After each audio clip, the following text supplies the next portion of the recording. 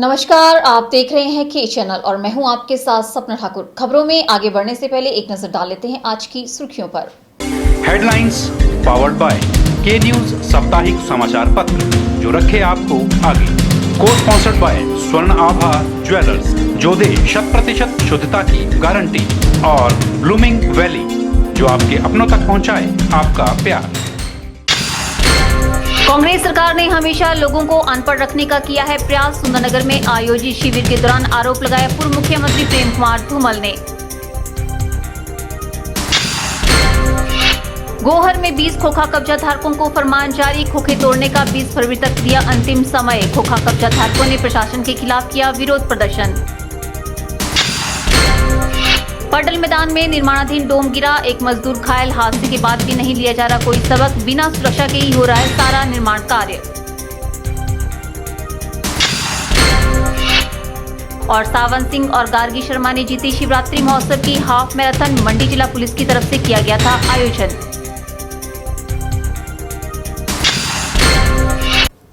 जब भी हिमाचल में भाजपा की सरकार आती है तो विकास होता है। आज भाजपा की सरकार देश के हर कोने में बन रही है और अब प्रदेश में 50+ का नहीं बल्कि 60+ का लक्ष्य रखा गया है, जिसके लिए भाजपा कार्यकर्ताओं को संगठित होकर काम करना होगा। यह बात पूर्व मुख्यमंत्री प्रेम कुमार धूमल ने सुंदरनगर में आयोजित कार्यक्रम के दौरान कही। सुंदरनगर में आयोजित भाजपा अनुसूचित जाति मोर्चा के प्रदेश स्तरीय प्रशिक्षण शिविर में पूर्व मुख्यमंत्री प्रेम कुमार धूमल पहुंचे। शिविर में उन्होंने कार्यकर्ताओं को संबोधित करते हुए कहा कि जब भी हिमाचल में भाजपा की सरकार आती है तो विकास होता है। आज भाजपा की सरकार देश के हर कोने में बन रही है और अब प्रदेश में 50+ का नहीं बल्कि 60+ का लक्ष्य रखा गया है। इसके लिए भाजपा कार्यकर्ताओं को संगठित होकर काम करना होगा। धूमल ने कार्यकर्ताओं से कहा कि केंद्र सरकार की उपलब्धियों को लोगों तक पहुँचाने के लिए कमर कस लें। कई वर्षों से पार्टी के कार्यक्रम देख रहे हैं, प्रशिक्षण वर्ग भी लगते हैं,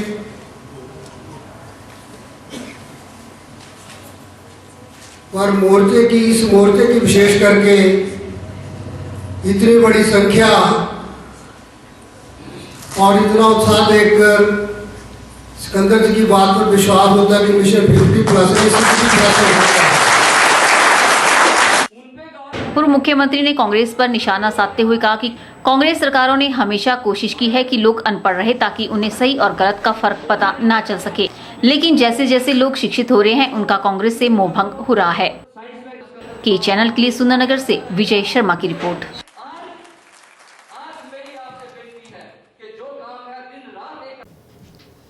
गोहर में अवैध खोखे हटाने का कार्य आजकल जोरों पर है। शनिवार को जब लोक निर्माण विभाग द्वारा अवैध खोखों को हटाने का प्रयास किया गया तो खोखा मालिकों ने विरोध स्वरूप प्रशासन के खिलाफ नारेबाजी शुरू कर दी। इन्होंने मांग की है कि पहले उन्हें स्थायी स्थान प्रदान किया जाए। वहीं विभाग ने कब्जाधारियों को अवैध खोखे हटाने के लिए 20 फरवरी तक का समय दिया है। गोहर में दर्जनों अवैध खोखे बन गए हैं, जिन पर कार्रवाई करते हुए तहसीलदार गोहर मुंशीराम सहित पीडब्ल्यूडी विभाग द्वारा अवैध रूप से बने 20 खोखों को उखाड़ फेंकने की कवायद शुरू की गई। लेकिन जैसे ही वह दल बल के साथ गोहर बाजार में पहुंचे तो अवैध खोखा धारियों ने गोहर प्रशासन के खिलाफ धरना प्रदर्शन शुरू कर दिया। खोखा धारकों का कहना है कि वह सभी गरीब परिवारों से संबंध रखते हैं। वह अपने परिवार का पालन पोषण इन्हीं खोखों में चलने वाले कार्य से कर रहे हैं। इनका कहना है कि वे अपने खोखों को हटाने के लिए तैयार है, लेकिन पहले उन्हें अन्य स्थान देने की उचित व्यवस्था की जाए। तो हम मांग करते हैं अपनी रेडी फड़ी यूनियन खोखाधारक यूनियन की तरफ से कि जब तक इन लोगों को वो दूसरा स्थान, वैकल्पिक स्थान ना दिया जाए और टाउन बैंडिंग कमेटी का गठन गोहर के अंदर ना किया जाए, तब तक हम इन खोखाधारकों को यहाँ से ना हटाने के जो है जो हमारा जो आंदोलन है तेज रहेगा।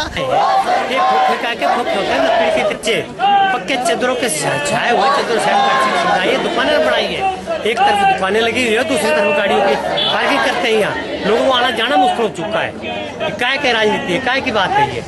बिल्कुल ये बराबर रोड है, पीडब्ल्यूडी लैंड है, पीछे फॉरेस्ट है जी। आपको बोला जाए भाई देखिए ये नहीं है दुकानें कच्ची दुकानें। तो क्या चाहते हैं, अब क्या होना चाहिए? अब चाहते हैं निकाल दिया जाए इनको, परमिशन दो पंचायत को, बोलो दो पंचायत जगह, बाकी पंचायत को किराया दो। और मैं अपने परिवार के जीवन के साथ में अपना हमेशा कार्य करता हूँ। बहुत कोई हमारे पास कोई स्कोप नहीं है, हम बहुत गरीब है, लेकिन हम खोखा दे देंगे ताकि परिवार को पालन पोषण करते हैं।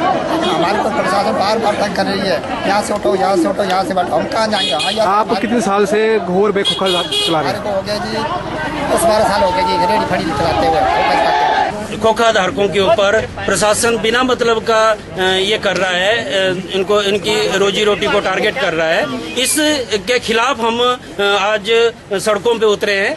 ऐसा नहीं कि हम प्रशासन से मिले नहीं हैं, हम 2 हफ्ते से लगातार प्रशासन को ये बता रहे हैं कि हमारे पास गौर पंचायत के अंदर जमीनें हैं, उन जमीनों को पंचायत के नाम करके वहां पर जो खोखा धारक है उनको बसाया जाए। करीब 1 घंटे तक गोहर बाजार में खोखा मालिकों ने प्रशासन के प्रति खूब गुब्बार निकाला। वहीं तहसीलदार गोहर मुंशीराम ने बताया कि हाईकोर्ट के आदेशानुसार यह कार्रवाई अमल में लाई जा रही है। उन्होंने कहा कि खोखा मालिकों ने 20 तारीख तक खुद अपने खोखे नहीं तोड़े तो विभाग द्वारा इनके खोखे तोड़ दिए जाएंगे। थाने का मुद्दा चला हुआ था, जो लोगों ने एजिटेशन किया है, इसमें हमने इनको 1 दिन की मोहलत दी है कि वो कल अपना सामान उठा ले और परसों सोमवार को ये खोखे उठा दिए जाएंगे। नियमानुसार जो नियमानुसार कार्रवाई की जाएगी। नोटिस में इनको 7 दिन का टाइम दिया गया था, दूसरे नोटिस में इनको 3 दिन का टाइम दिया हुआ है, आज 11वां दिन है। तो ये जितने यहाँ खोखे बने हुए हैं ये PWD की लैंड में जमीन के ऊपर बने हुए हैं और हर तीसरे दिन एक खोखा बढ़ता जा रहा है। ये रात को बनते हैं खोखे, सुबह घूमते हैं। 10 दिन से हम इनको नोटिस ही दे रहे हैं। तो खोखे तो बहुत दिनों से बने हुए पहले, जो तो पुराने हैं उनको भी नोटिस दिया होगा पहले। अभी तो हम 10 दिन से हम डिमार्केशन भी करवा चुके हैं। बता दें कि व्यापार मंडल गोहर व गोहर पंचायत के माध्यम से डीसी मंडी व SDM गोहर को खोखा मालिकों ने लिखित तौर पर मांग की थी कि उनके खोखे हटाने से पहले उन्हें किसी अन्य स्थान पर शिफ्ट किया जाए ताकि उनकी रोजी रोटी सुचारू रूप से चल सके। की चैनल के लिए गोहर से संजीव कुमार की रिपोर्ट। नागचला से मनाली तक बनने वाले 4 लेन में बलघाटी के चक्कर गांव में राजस्व अधिकारियों के द्वारा बीते 2 महीने पहले हुए सर्वेक्षण चल्हा मुहाल के लोगों के लिए गले की फांस बन गया है। प्रभावितों के अनुसार जब पहले 4 लेन का सर्वे हुआ था तो चक्कर गांव के 4 परिवारों के मकान उसमें नहीं दर्शाए गए थे, लेकिन जब हाल ही में यहां पर 4 लेन का सर्वे किया गया तो अचानक से चल्हा मुहाल के 4 परिवारों को बताया गया कि उनके रिहायशी मकान भी 4 लेन की जद में है। इस बात से यहाँ के 4 परिवार अब बेजमीन और बेघर होने की कगार पर आ गए हैं। चक्कर गांव के चलाव मुहाल की लता देवी, निर्मला, पार्वती देवी और बालक राम ने अपने मकानों को 4 लेन से बाहर रखने की सरकार और NHAI से गुहार लगाई है। इन परिवारों की मांग है कि जहां से पहले 4 लेन का सर्वे किया गया है वहीं से 4 लेन बनाया जाए ताकि यहाँ के 4 परिवार मकानहीन होने से बच सके।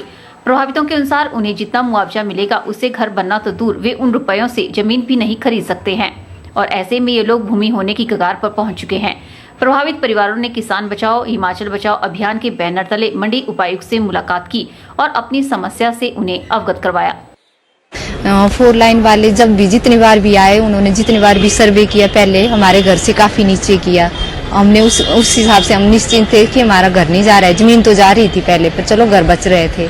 अब वो 2 महीने पहले आए और उन्होंने मकान भी ले लिया। अब हमारे पास ना मकान है ना जमीन है, हमारे लिए तो समस्या होगी। एकदम से आए और निशान लगा दिए भी नहीं आपके मकान भी जा रहे हैं। अब ना तो जमीन ही बच रही है ना ही मकान बच रहे हैं। अब हम कहाँ जाएंगे, एकदम से ऐसे कर दिया। क्या मांग उठा रहे हैं आप सरकार? मांग ये है कि चलो भाई जमीन तो ले ली पर घर तो छोड़ दे। वहाँ से काफी नीचे की तरफ काफी जमीन बचती है ना, वो ले ले। वो भी हमारी है, वो किसी और की नहीं। हम बोल रहे हैं कि उस तरफ को बढ़ा दे और ऊपर की तरफ 9-10 मीटर छोड़ दें भाई।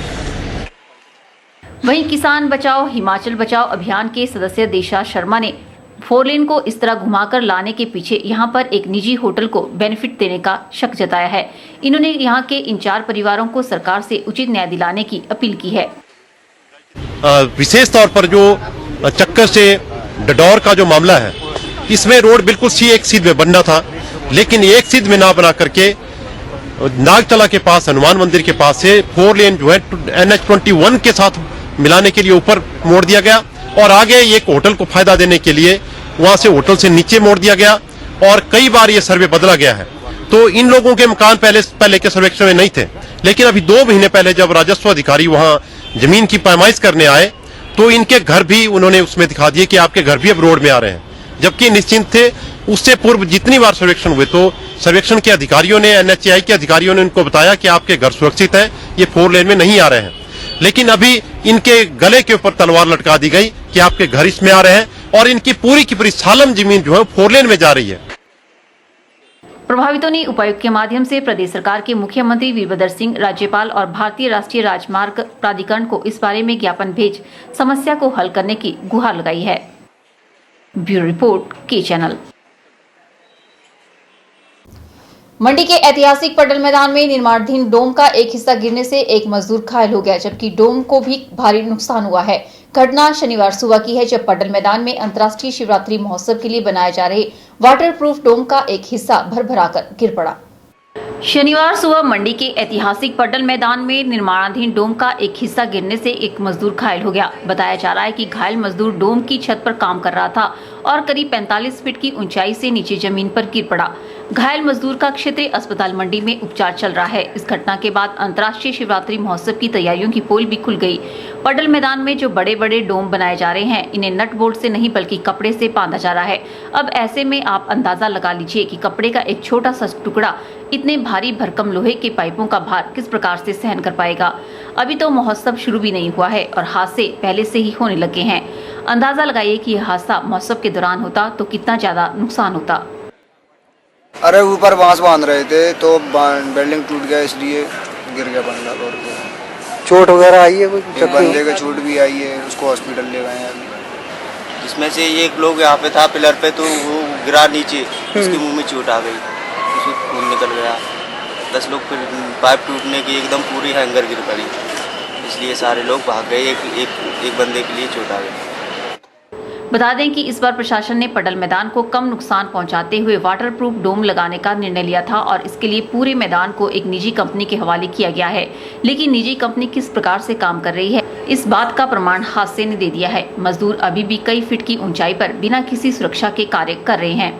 मजदूरों को कोई सुरक्षा उपकरण नहीं दिए गए हैं और न ही पूरे पंडाल की सुरक्षा की तरफ कोई ध्यान दिया जा रहा है। ब्यूरो रिपोर्ट, के चैनल।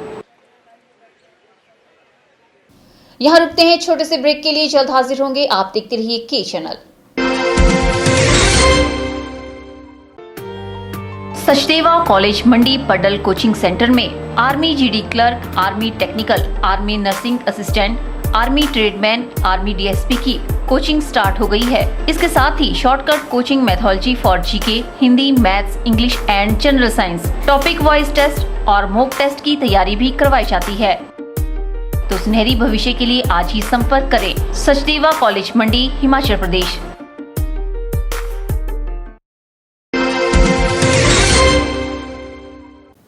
राजकीय महाविद्यालय बासा में रेड रिबन क्लब व यूको क्लब द्वारा एड्स जागरूकता एवं पर्यावरण संरक्षण पर एक साझा कार्यक्रम आयोजित किया गया। इस दौरान rangoli, poster making, slogan writing इत्यादि प्रतियोगिताओं में छात्रों ने बढ़ चढ़कर भाग लिया। रेड रिबन क्लब व यूको क्लब द्वारा एड्स जागरूकता एवं पर्यावरण संरक्षण पर आयोजित कार्यक्रम में सर्वप्रथम डॉक्टर मोनिका, प्रोफेसर जंतु विज्ञान ने एड्स विषय पर छात्रों को जागरूक करने का प्रयास किया।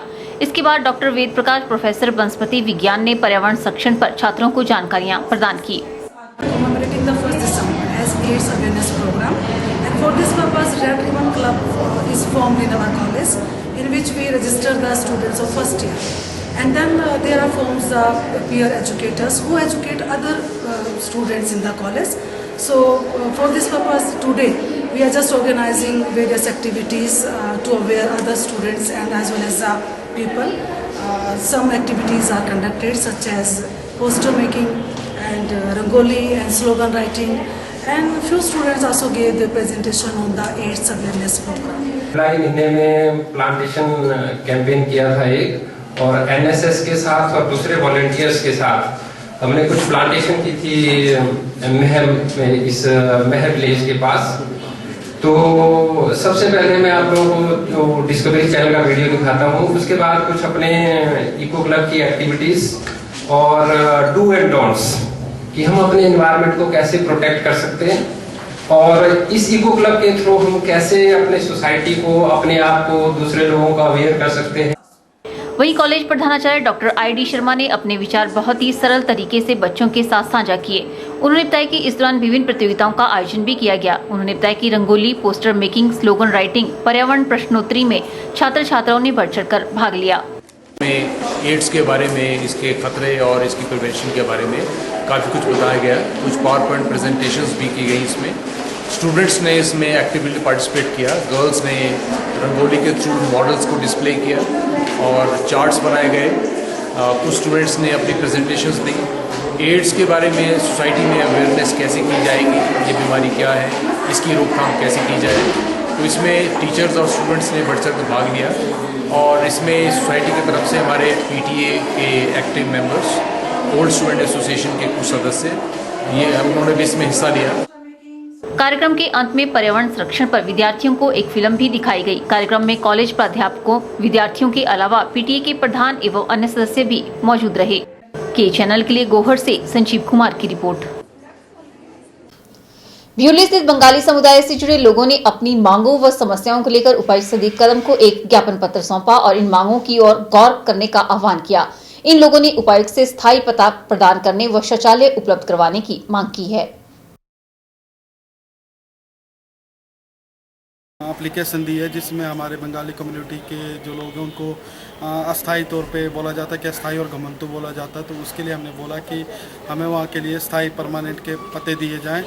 और दूसरी बात हमने ये रखी DC साहब के पास हमारे बिजली के जो बिल है वो बहुत ज़्यादा आते हैं उसके लिए और राशन कार्ड के लिए, और हमारे जो ब्यूली बस्ती में जो बंगाली हैं उनके नाम पे ज़मीनें नहीं हैं।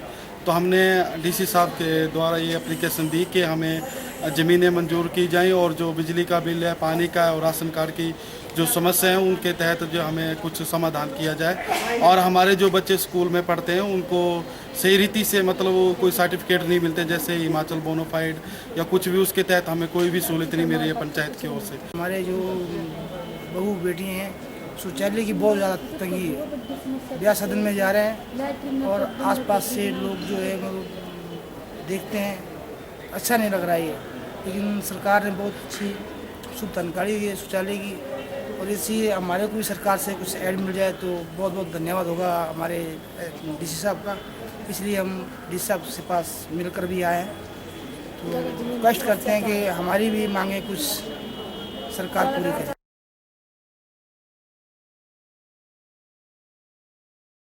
फिलहाल वक्त तो चला है एक और ब्रेक का, मिलते हैं ब्रेक के बाद।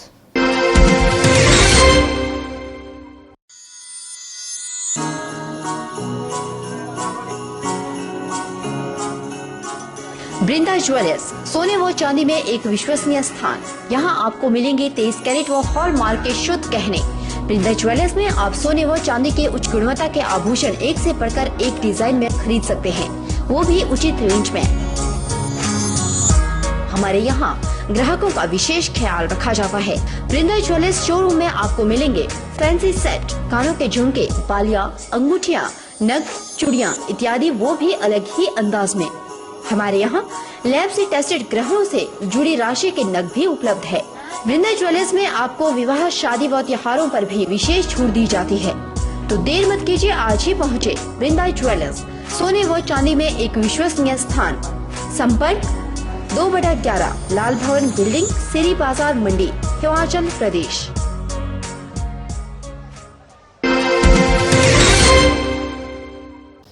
अंतर्राष्ट्रीय शिवरात्रि महोत्सव के उपलक्ष्य पर आयोजित की गई हाफ मैराथन में पुरुष वर्ग में पहले तीनों स्थानों पर मंडी जिला के धावकों ने कब्जा जमाया। महिला वर्ग में ऊना की गार्गी शर्मा ने पहला स्थान हासिल किया। DC मंडी संदीप कदम ने सभी विजेता धावकों को नगद राशि देकर सम्मानित किया। शनिवार को अंतर्राष्ट्रीय शिवरात्रि महोत्सव के उपलक्ष्य पर मंडी जिला मुख्यालय पर हाफ मैराथन का आयोजन किया गया। मंडी जिला पुलिस की तरफ से आयोजित हाफ मैराथन को उपायुक्त मंडी संदीप कदम ने ऐतिहासिक सेरीमन से हरी झंडी दिखाकर रवाना किया। उपायुक्त मंडी संदीप कदम सहित अन्य प्रशासनिक अधिकारियों ने भी हाफ मैराथन में भाग लिया। पुरुष वर्ग के लिए 21 किलोमीटर, महिला वर्ग के लिए 15 किलोमीटर, जबकि वरिष्ठ नागरिकों और बच्चों के लिए 3 किलोमीटर के रन फॉर फन का आयोजन किया गया था। पुरुष वर्ग में पहले तीनों स्थानों पर मंडी जिला के धावकों ने कब्जा जमाया। पहला स्थान सावन सिंह, दूसरा स्थान अनीस और तीसरा स्थान रमेश ने हासिल किया। महिला वर्ग में ऊना की गार्गी शर्मा ने पहला स्थान हासिल किया, जबकि धर्मशाला की कनेजा दूसरे तथा धर्मशाला की ही मनीषा तीसरे स्थान पर रही। DC मंडी संदीप कदम ने सभी विजेता धावकों को नगद राशि देकर सम्मानित किया। उपायुक्त मंडी संदीप कदम ने आए हुए सभी धावकों का आभार जताया और विजेता धावकों को बधाई दी। आज शिवरात्रि के इस पर्व पर जैसे हर साल मैराथन होती है, इस साल भी मैराथन रखी गई थी। अलग अलग कैटेगरीज में यह मैराथन हुई और इसका जो थीम था वो था बेटी बचाओ मेरी लाडली एवं ड्रग को बंद करना है, एंटी ड्रग कैंपेन, इसके तहत यह मैराथन की गई। और यह बताते हुए बड़ा हर्ष हो रहा है कि इस साल जो पार्टिसिपेशन रही वो एक तरीके से रिकॉर्ड पार्टिसिपेशन हुई है, जिसे और यह सैटरडे होते हुए भी, हर साल हम इतवार को करते हैं, पर सैटरडे होते हुए भी बहुत अच्छी पार्टिसिपेशन रही।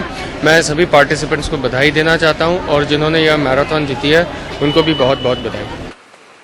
हालांकि यह मैराथन रविवार को होनी थी, लेकिन सीएम के मंडी जिला के दौरे के चलते इसे शनिवार को आयोजित किया गया।